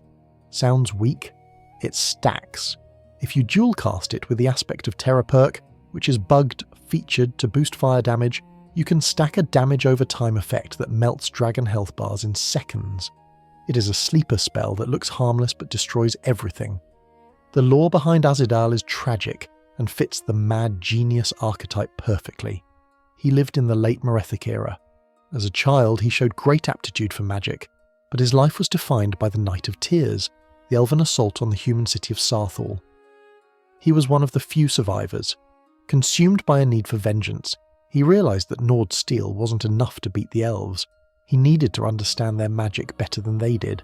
He travelled. He learned from the Dwemer, the Chimer, the Aelids, and even the Snow Elves. He mastered every form of enchantment known to Tamriel. When he returned, he armed Ysgramor and the 500 companions with weapons enchanted to kill elves. If you've ever wondered why Wuthrad is so effective against elves, you can thank Asidal. But the pursuit of knowledge is a slippery slope. Having learned everything mortals could teach him, he turned to the Daedra. He sought out the knowledge of the dragon priests and eventually Hermaeus Mora. He went mad, obsessed with his own power, and was sealed away in Colbjorn Barrow. Not dead, but waiting. The quest unearthed isn't just an excavation, it's a resurrection. Rarlis Sidaris isn't just a bad project manager, he is being telepathically influenced by Arzidal. As the dig progresses, Rarlis's journals become more erratic. He starts hearing chanting. He starts referring to he and master. The miners aren't just dying to Draugr, they are being sacrificed to wake the Lich. By funding the dig, you are funding the ritual. When you finally reach the bottom of the barrow, Rarlis is chanting a spell to fully revive Arzidal. You have to fight the Dragon Priest, who is a formidable spellcaster, using the very fire and ice spells his rings provide. Once Arzidal is put down, permanently this time, you are left with a choice regarding Rarlis. He claims he wasn't in control, he was possessed. Do you execute him for the deaths of the miners, or do you spare him? The community debate here is surprisingly pragmatic. If you spare Rarlis, he becomes a follower, and not just any follower. He is one of the strongest dual-wielding followers in the game. He has unique perks usually reserved for NPCs, making him a whirlwind of destruction. Many players view the 11,000 gold not as the cost of the armour, but as the hiring fee for Rarlis. I paid 11k for this guy, I'm not killing him, is a common sentiment. Others execute him on principle, arguing that his greed opened the door to the possession in the first place. Is it worth it? If you care about optimizing your character, absolutely. Arzidal's genius is the only way to reach the absolute maximum enchanting potential without using exploits. The Ring of Arcana offers a unique playstyle for destruction mages, and the water-walking boots are a quality-of-life upgrade that saves you from getting nibbled by slaughterfish. However, the time gating is the friction point. Waiting for the courier 4 times breaks the flow of the game. It forces you to find other things to do, making the quest feel disjointed. It's a slow burn compared to the adrenaline of other quests. But as you stand over the ashes of the Dragon Priest, wearing his face, Arzidal's mask gives 50% resistance to fire and boosts fire damage, you feel the weight of history. You are wearing the legacy of the man who armed the 500 companions. You have tapped into the ancient magic that built the first empire of men. And speaking of ancient magic and dangerous knowledge, we can't ignore the source of Arzidal's madness. He didn't just learn from elves, he learned from the tides of fate themselves. He gazed into the abyss, and the abyss gave him a book. Throughout our time on Solstheim, we have seen black, oily tentacles whipping at the edges of our vision. We have seen cultists wearing tentacled masks. We have heard the slow, droning voice of Hermaeus Mora, the Daedric Prince of Knowledge. He has a library, and he wants you to check out some books. Arzidal's relics were physical objects, enchanted with skill. The black books are portals. They don't just give you a stat boost, they transport you to Apocrypha, the realm of forbidden knowledge. We are done digging in the dirt. It's time to step into the ink. The next collection isn't about armor or weapons. It's about rewriting the fundamental laws of your existence. Want to summon a Dremora merchant to sell loot in the middle of a dungeon? Want to take no damage from your own spells? Want to double the skill points you gain from reading skill books? Hermaeus Mora has a deal for you. All you have to do is read, and try not to go insane. We leave the dusty Draugr-infested halls of Colbjorn Barrow, but the influence of the entity that drove Arzidal mad is far from gone. In fact, on the island of Solstheim, you can't walk 5 feet without tripping over something that belongs to Hermaeus Mora. The Daedric Prince of Knowledge and Fate doesn't just whisper in the ears of dead enchanters. He leaves his calling cards lying around in the form of thick, heavy tomes bound in black covers that seem to ripple like oil. These are the Black Books, and unlike the Deathbrand text that just gave us a map, opening one of these pulls you physically out of Mundus and drops you into the most anxiety-inducing library in the multiverse. The collection quest here is the Black Books. There are 7 in total. 2 are tied to the main Dragonborn storyline involving Miraak, but the other 5 are hidden in dungeons across Solstheim. You find the Winds of Change in Ravenrock Mine. The Sallow Regent sits in White Ridge Barrow. Filament and Filigree waits in Colbjorn Barrow, right where we left Arzidal. Opening a Black Book is a sensory experience. The world dissolves in a swirl of black ink and green light. You land in Apocrypha, Mora's realm of oblivion. It is a place of endless stacks of books, towering spires of green slime, and a sky that looks like the inside of a radioactive stomach. The ground is made of paper, the bridges are made of books, and everything is wet. Navigating Apocrypha is a unique challenge. You aren't just fighting enemies, you are fighting the environment. The acidic ink pools hurt you. The darkness moves. The enemies, Seekers and Lurkers, are some of the most alien designs in the series. Seekers float, reading books and shoot ink at you. Lurkers rise from the sludge like Lovecraftian nightmares to stomp you flat. But we endure the tentacles and the greenish tint for one reason: the knowledge at the end of the chapter. When you reach the end of a black book dungeon, a large book stands open on a pedestal. 3 glowing orbs float above it. Each orb represents a unique power or passive ability. You can choose only one active power per book, but, and here is the key utility, you can return to Apocrypha at any time to switch them. The rewards hidden in these books are arguably the most game-breaking quality of life features in Skyrim. Let's talk about the black market power from the book Untold Legends. This ability allows you to summon a Dremora merchant for 15 seconds. He appears instantly, anywhere, in a dungeon, on a mountain, in a house. He has 2,000 gold and buys anything. Think about the inventory management nightmare that is Skyrim. You're deep in a Dwemer ruin, over-encumbered with Dwemer struts and plate armor. You're walking at a snail's pace. In the old days, you had to drop loot. Now, you summon the Dremora, sell him the junk, clear your weight, and keep moving. He is a walking, talking fence who saves you countless trips to town. The community debate on this is non-existent. Black market is almost universally chosen over the other options in that book, which are a spectral drum that regenerates stamina and a spectral butler who holds items. The butler is funny, but the merchant is capitalism on demand. Then there is the Sallow Regent, which offers 3 Seeker boons. Seeker of Might, 10% better combat skills, Seeker of Sorcery, 10% reduced spell cost, and Seeker of Shadows, 10% better stealth prices. These are flat, permanent buffs. Being able to switch them means you can be a Seeker of Shadows while selling loot in town, then pop back to Apocrypha and switch to Seeker of Might before a boss fight. It rewards the player who prepares. Another standout is the Winds of Change, specifically the ability Companion's Insight. This prevents your attacks, shouts, and destruction spells from damaging your followers. For any mage who loves casting Fireball, or any warrior who swings a 2-handed hammer in wide arcs, this is essential. Without it, Lydia is usually on the ground asking for mercy because you accidentally scorched her. With it, you can unleash unrestricted AoE hell without worrying about friendly fire. It fixes the eye's tendency to run directly into your sword, and for the mages, Filament and Filigree offers the secret of Arcana. This power gives you 30 seconds of infinite magicka. Spells cost 0. For half a minute, you are a god. You can cast the Master Level Lightning Storm continuously. You can spam Paralyze. You can keep a ward up indefinitely. It is the ultimate panic button. The core in-game fact is that Hermaeus Mora is the gardener of men, and he hoards knowledge. The books we find are merely scraps he allows us to see, but the obscure lore surrounding the enemies in Apocrypha adds a tragic layer to our looting. The Seekers, those floating, robe-wearing squidmen, are implied to be other mortals who came to Apocrypha seeking knowledge and never left. They read endlessly, searching for secrets, slowly mutating into monsters. The hidden reward here is the realization that we are looting the distorted bodies of fellow scholars. Fan theories often discuss the trap of the Black Books. By using these powers, are we becoming bound to Mora, just like Miraak was? The powers are addictive. Once you get used to summoning a merchant or having infinite magicka, it's hard to go back to normal life. We become reliant on the Prince of Fate. The more books we read, the deeper his hooks sink in.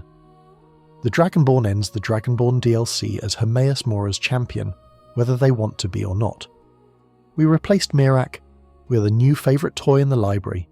There is a distinct atmosphere of cosmic horror to this collection.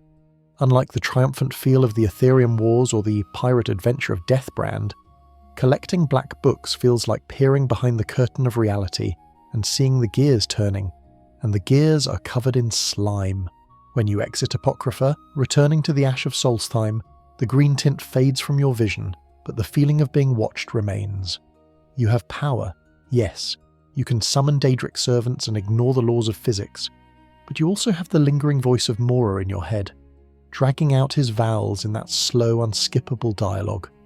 We have gathered the knowledge of the ages. We have mastered the arcane, the martial, and the economic.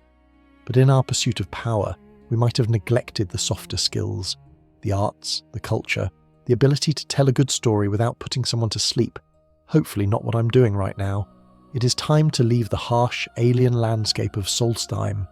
We need to wash the ash off our armour and the ink off our hands. We are heading back to the mainland, to the capital city of Solitude. A city of stone arches, political intrigue, and music. The Bard's College is often the butt of jokes in the Skyrim community. I fight dragons? Why would I want to play a lute? But hidden within the dusty classrooms of the college are instruments of legend. Not weapons, but musical artifacts that have been lost to time, and finding them doesn't just improve your singing voice, which thankfully the game doesn't let us hear. It provides a set of skill boosts that are critical for hitting those final level caps. We're trading the eldritch horror of Apocrypha for the refined acoustics of the Blue Palace. The Dragonborn is about to become a patron of the arts. We step off the boat in Solitude, the salt of the sea of ghosts still clinging to our cloak, and the whispers of Hermaeus Mora finally fading into the background noise of the city. We have walked the plains of oblivion, looted the treasures of pirate kings, and rewritten reality with black books. Now we find ourselves standing before a stiff stone building that smells of parchment and pretension, the Bard's College. For most players, the Bard's College is a disappointment. You join hoping to play a lute in a tavern, maybe seduce a dragon with a song, or at least learn a new shout. Instead, you get a fetch quest to find a burned book, King Olaf's verse, and attend a festival where they burn an effigy. You don't become a bard, you become an errand boy for a group of musicians who seem to have lost all their instruments. But hidden within this faction, often ridiculed as the most useless in the game, is a triad of collection quests that offer one of the most statistically significant rewards for a completionist. This isn't about items you hold, it's about the skills you internalize. Once you are officially inducted into the college, the faculty members open up about their problems. They are all missing something specific. Inga Six Fingers is missing Finn's lute, Pantea Atea is missing Pantea's flute, and Jirojaman is missing Rion's drum. These are the Bard's College instruments, and tracking them down takes us to 3 distinct dungeons on the mainland. Finding Finn's lute sends us to Stony Creek Cave in Eastmarch, a bandit den that is surprisingly short but dense. Finding Pantea's flute requires a trip to Hobbs Fall Cave, an icy hole in the wall full of necromancers, and Rion's drum is hidden in Haldir's Cairn, a spooky barrow near Folkreath involving a ghost who splits into 3 elemental clones. The collection process is standard dungeon delving fare. You kill the bad guys, you open the chest, you grab the instrument, but the hidden reward comes when you hand them over. Most quests in Skyrim give you gold or a leveled item. When you return the instruments, the quest givers offer free training, but it's not the standard pay gold for 1 level training. Returning Finn's lute grants +1 to every single stealth skill: alchemy, light armour, lockpicking, pickpocket, sneak and speech. Returning Pantea's flute grants +1 to every single magic skill: alteration, conjuration, destruction, enchanting, illusion and restoration. Returning Rion's drum grants +1 to every single combat skill: archery, block, heavy armour, one-handed, smithing and two-handed. Do the math. That is 18 free skill levels distributed across your entire character sheet. For a low-level player, this is a nice boost, but for a high-level player, someone around level 50 or 60, this is astronomical. At high levels, raising a skill from 90 to 91 takes forever. Buying training becomes prohibitively expensive or impossible, since trainers cap at 90 without mods or the Master Trainer perks. These quests bypass that friction entirely. They are free experience points that push you closer to the level cap and grant you perk points faster than almost any other activity in the game. The community debate surrounding the Bard's College usually focuses on wasted potential. Fans argue that Bethesda cut content that would have allowed the player to actually perform music. The fact that we collect these legendary instruments, Rion's drum was used in famous battles, Finn's lute is a piece of history, and we just hand them over to be put in a display case we can't even own, feels anticlimactic. We don't get to keep the drum and bang it to rally troops, unlike the warhorn in Oblivion. We don't get to play the flute to calm animals, we just get smarter. However, the min-maxers defend the college to the death. They argue that these 3 fetch quests are the most efficient use of time in a playthrough. 18 skill ups for 3 dungeons is a return on investment that beats almost anything else. It is the ultimate stat stick reward, even if the stick is a flute. There is a funny obscure lore tidbit regarding Pantea Atea, the haughty high elf who lost her flute. If you listen to her dialogue, she claims the flute was stolen by a student who was jealous of her talent. But if you find the flute in Hobbsfall Cave, it's surrounded by necromancers. This implies the student didn't just steal it to play it, they stole it to perhaps use it in a ritual, or sell it to fund their dark arts. It hints at a darker underbelly to the Bard's College, that the students are dabbling in things far more dangerous than bad poetry. Also, Rion's drum has a gruesome history. Rion was a famous drummer who died in battle, and his drum was said to be so loud it terrified enemies. Finding it in Haldir's cairn, a place haunted by a powerful ghost, suggests the drum's sonic power might have resonated with the spirits there. The fact that we hand this weapon of psychological warfare to Jiub, who probably just wants to use it for a parade, is a classic Skyrim irony. We are domesticating the dangerous artifacts of the past. Is it worth it? Absolutely. If you're trying to reach the Ebony Warrior, level 80, or just want to round out your build, these quests are mandatory. The Gift of Gab reward makes your character more competent at everything. You become a better thief, a better mage, and a better warrior, all because you helped some musicians find their gear. As we leave the Bard's College, likely stepping over the burning effigy of King Olaf in the street, we feel a sense of completion. We have mastered the skills of the thief, the mage, and the warrior. We have gathered stones, plants, masks, bows, shields, and books. We have looted the dead and the undead. But there is one final checklist, one list that separates the casual adventurers from the true legends. It is the list that spans the entire game, touching every corner of the map and every moral grey area. It is the pursuit not of mere items, but of the favour of the gods themselves. The Daedric princes are watching. They have been watching since we escaped Helgen. They have offered us deals, trades and betrayals, and if we want the ultimate trophy, the proof that we have walked the line between madness and greatness, we need to collect them all. 15 artifacts, 15 princes, 1 achievement. The road has been long, the inventory is full, but we have one final push to make. We're going for the title of Oblivion Walker. The sun is setting over Solitude, casting long shadows over the Blue Palace. The Dragonborn checks their journal one last time. The list is long. The names are terrifying. Molag Bal, Mehrunes Dagon, Sheogorath, Boethia. We aren't just collecting trash anymore. We are collecting the toys of the gods. We have gathered the scattered stones of a thief queen, plucked singing plants from the underworld, and looted the armories of pirates and priests. We have turned our inventory into a museum of Skyrim's history. But all of those quests, as grueling as they were merely training for the ultimate collection. The final test of a true completionist isn't about patience or finding hidden pixels, it is about moral flexibility. It is about looking a god in the eye, 15 distinct gods actually, and doing exactly what they say, no matter how twisted, just to get a shiny new toy. We're talking about the Oblivion Walker achievement, the quest to collect 15 Daedric artifacts. This is the crown jewel of collection quests because it spans the entire game. It requires the Dragonborn to interact with the Daedric princes, the entities that rule the plains of Oblivion. Each prince has a quest, and each quest offers a unique legendary artifact. But here is the catch. These quests are minefields of failed states. Take Clavicus Vile, the Prince of Bargains. His quest, Daedra's best friend, involves a talking dog named Barbas. At the end, Vile offers you a choice. Kill the dog and get the rueful axe, or spare the dog and get the mask of Clavicus Vile. The axe looks cool, it has wolves engraved on it. But here is the kicker. The rueful axe is not considered a Daedric artifact for the achievement, it is a trap. If you kill the dog, you fail the collection count. You have to take the mask. Then there is the moral abyss of Namira. To get the Ring of Namira, you have to attend a dinner party. The main course, a priest of Arkay, you have to eat him. There is no way around it. To get the Oblivion Walker trophy, the saviour of the world, the Dragonborn, must become a cannibal. We traverse the map, checking off the list. We beat a priest to death with a rusty mace to please Molag Bal and earn his mace. We betray a follower on the altar of Boethia to earn the ebony mail. We endure the madness of Sheogorath's mind, shooting cheese at angry ghosts to earn the Wobberjack. The core in-game fact is that there are technically more than 15 artifacts available, but the achievement requires 15 unique counts. The skeleton key from the Thieves Guild doesn't count because you have to give it back. The Thieves Guild Master Armour, not Daedric. This collection forces you to play the game with a guide open on your phone, terrified that you might accidentally tell a prince to get lost and miss the reward forever.